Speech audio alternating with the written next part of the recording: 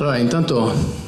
grazie a Fausto per questo bell'intervento, questa bella introduzione. Grazie soprattutto per quello che ha fatto in tutti questi anni per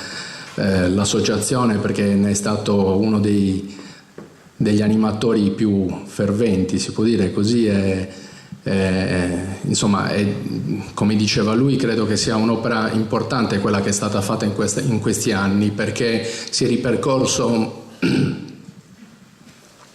si sono ripercorsi una serie di passaggi della vita di Nino Carrus che sono, insomma, molto probabilmente interessanti anche per le future generazioni. Scusate un po' di emozione, perché non è facile fare il nipote e il coordinatore, il moderatore di un dibattito, però insomma credo che anche la mia presenza, insomma, mi fa molto piacere, ecco, essere qua in questo momento, perché è un momento in cui Fausto e l'associazione dimostra di essere come dire, attaccata e legata alle persone che sono state vicine a Nino Carrus. Volevo iniziare questo dibattito o questa presentazione di questo libro, che tra l'altro, insomma, ripercorre dei momenti fondamentali della storia italiana, perché si passa attraverso gli anni '80 e si arriva sino al '92, che è un anno fondamentale, perché è quello in cui tendenzialmente si data il passaggio tra la prima e la seconda Repubblica.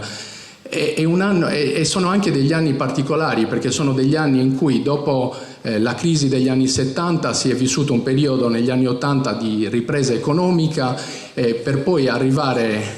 come dire, alla fine degli anni '90 degli anni '80, scusate, a porsi il problema anche di fare delle riforme, di riformare il sistema paese. Allora, in questo quadro io partirei da un passaggio che ho ritrovato nel libro di Paolo Fadda, che ripercorre la strada della democrazia cristiana in Sardegna, che pur riferendosi agli anni 50 e alla fase di passaggio, diciamo, tra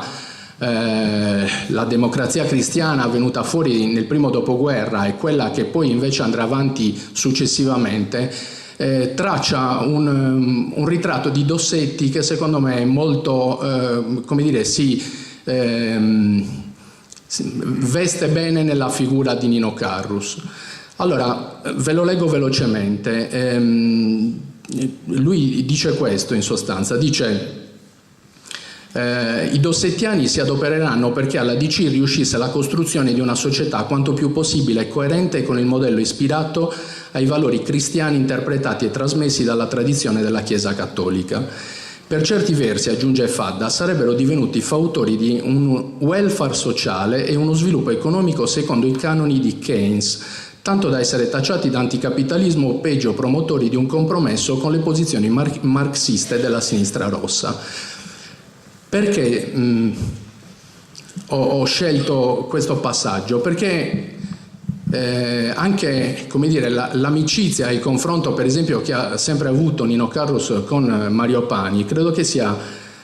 dimostri proprio questo fatto, cioè il fatto che lui, anche da posizioni marxiste, riusciva a trovare dei punti di confronto e di